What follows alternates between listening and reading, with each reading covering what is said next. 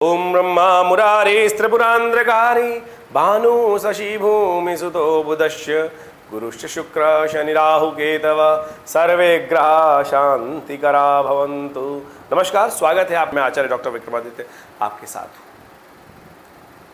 कुंभ राशि वालों के लिए शनि के वक्री होने का प्रभाव कैसा रहेगा? देखिए, वक्री होने का मतलब ही होता है उल्टा होना ग्रह, और शनि महाराज जब उल्टे हो जाए तो समझ लें क्या प्रभाव हो सकता है। लेकिन शनि का प्रभाव क्या होगा उसको समझने के बाद उसके उपाय यदि कर लें तो आप बहुत बढ़िया तरीके से, ऐसा नहीं है कि शनि सबके लिए ही वक्र होकर, शनि तो वक्री हो रहा है, सबके लिए अशुभ प्रभाव करेगा, नहीं। यदि हम बात करें कुंभ राशि वालों के लिए, किन कुंभ राशि वालों के लिए शनि का प्रभाव खराब होगा वो भी आपको समझ लेना चाहिए।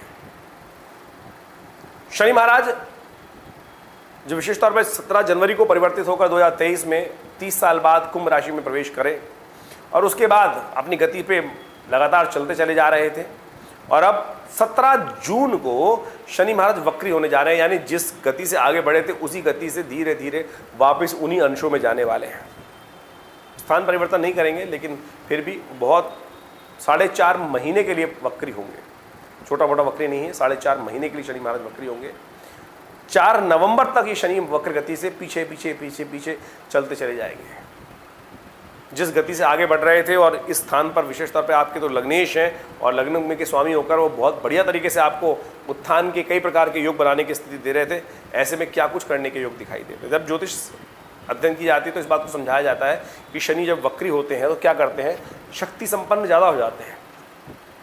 इस बात को एक बहुत अच्छा एग्जाम्पल ऐसे समझ लें कि जो गाड़ी का जो गियर होता है, वो फ्रंट गियर, आगे वाला जो गियर होता है, और पीछे वाला गियर।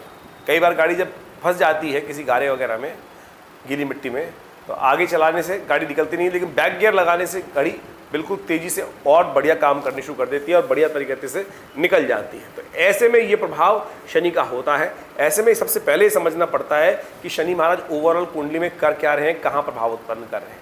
राशि के अनुसार से हमने समझा कि गोचर में क्या प्रभाव है, लेकिन मूल जन्मपत्री में शनि महाराज कहाँ स्थित है उसके बाद भी विचार करने की आवश्यकता होती है कि कैसी स्थिति से कैसा प्रभाव उत्पन्न करेंगे। जो ये दिखाई दे रही है शनि की स्थिति, ऐसे में शनि का विशेष तौर पर यहाँ पर आपके स्वभाव में कई प्रकार की गंभीरता उत्पन्न कर देगा, और कई शनि का जो ये प्रभाव योग दिखाई देता है, लेकिन मित्रों से कई प्रकार से दूरी योग बना सकता है।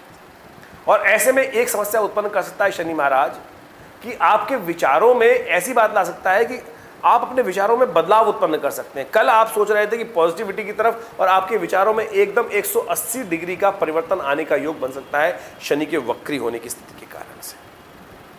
शरीर में वात रोग परेशान करने के योग दे सकते हैं, इससे आपको समस्याएं उत्पन्न हो सकती हैं, क्योंकि शनि की दृष्टि इस वक्त जो पड़ रही है विभिन्न भावों में पड़ रही है, और शनि की वक्र गति में आने से उनकी दृष्टि में भी प्रभाव पड़ जाएगा। तो उसके कारण से राज्य भय संबंधित समस्याएं भी कुंभ राशि वालों को परेशान करने के योग दे सकती है। तो ऐसे में बड़ी सावधानी के साथ समझने की आवश्यकता है ग्रह का प्रभाव आपके लिए क्या कुछ होने के योग बन रहे हैं। खाली शनि का ही नहीं परिवर्तन, वो तो चलो समझ लिया जाए शनि का परिवर्तन कैसा है क्या है, लेकिन यहाँ तो मंगल और शनि की जो युति परस्पर लगातार बनी हुई है और आगे भी बनी रहेगी, वो एक विशेष तौर पर आग में घी डालने का प्रयास कर रही है, कार्य कर रही है। शनि महाराज पहले अभी जो समझें तो मई के अंदर 10 मई से कर्क राशि में गए। कर्क राशि में शनि मंगल नीच के हो गए, और वहाँ नीच के जाने के बाद मंगल शनि के साथ उन्होंने षष्टक 6ठे 8वें का योग बनाया, और उसमें शनि महाराज ने विशेष तौर पर ये प्रभाव उत्पन्न किया कि आपस में द्वंद्वात्मक स्थिति उत्पन्न करी। उसके बाद शनि मंगल जो है, शनि तो 17 तारीख को वक्री होंगे, लेकिन 17 जून को जब शनि वक्री होंगे, और उसके बाद 30 जून को मंगल भी स्थान परिवर्तन कर कर आगे निकल जाएंगे, सिंह राशि में आ जाएंगे, और वो बिल्कुल एक दूसरे के आमने सामने आ जाएंगे, वो स्थिति भी खराब कर देंगे। तो ऐसे में बड़ी सावधानी के साथ बरतने की ज़रूरत है, और ये स्थिति बनी रहेगी 18 अगस्त तक। तो ऐसे में विशेष तौर पर बड़ी सावधानी के साथ कुछ उपाय करने की ज़रूरत है, समझने की आवश्यकता है। ऐसे में एक बात का ध्यान रखिएगा, किसी भी कारण से गलत कार्य ना कीजिएगा। कोई भी गलत तामसिक पदार्थ का सेवन, गलत रास्ते पे जाना, गलत प्रकार से धन को कमाने का प्रयास करना, मंदी सोच रखना, गलत सोच रखना, गलत बात को सोचना, विचार करना, ये आपके लिए कष्ट उत्पन्न कर सकता है। तो ऐसे में आपको सावधान रहते हुए कार्य करने की ज़रूरत है, अन्यथा रुसवाई, बहुत सारे कार्य उल्टे हो सकते हैं आपके। जिस गति से कार्य अच्छे होने शुरू हुए हैं, अभी तो बहुत अर्ली स्टेज थी कि अभी तो शनि परिवर्तित हुए थे और जहां उन्होंने गति पकड़ने का प्रयास किया उससे पहले ही शनि वक्री हो गए। तो वापस का खाया था, यानी आप ABCDEFGH से कर कर वापस 8 9 7 वापस गति धीरे वापस आती दिखाई दे रही है। लगेगा कि अच्छा होना शुरू हुआ तो फिर दोबारा वापस होने की स्थिति उत्पन्न हो गई। ऐसे में सबसे पहले आवश्यकता है कुछ खास उपाय कर लेने की। ऐसे में कुछ खास उपाय कर कर आप शनि महाराज की स्थिति को, मंगल की स्थिति को ठीक करने के योग बना सकते हैं। तो आप सबसे पहले तो खास तौर पर एक ध्यान रखें, गरीबों की सेवा अवश्य करने का प्रयास करें। जितनी गरीबों की सेवा करेंगे वो आपके लिए बहुत अच्छा रहेगा। कल्याणकारी योग बनेंगे, उन्नति के योग बनेंगे, आगे स्थितियों को ठीक करने के योग बनेंगे। झगड़े से दूर रहते हुए कार्य करें, जब क्योंकि मंगल और शनि का टकराव आमने सामने होगा लग्न और सप्तम भाव में, तो ऐसे में कुछ अननेसेसरी के झगड़े, क्लेश, दूसरों के झगड़ों से आपको कष्ट होने के योग दिखाई देंगे। तो ऐसे में देखिए विश्व में भी भयावह स्थिति बनने के योग बनते दिखाई दे रहे हैं।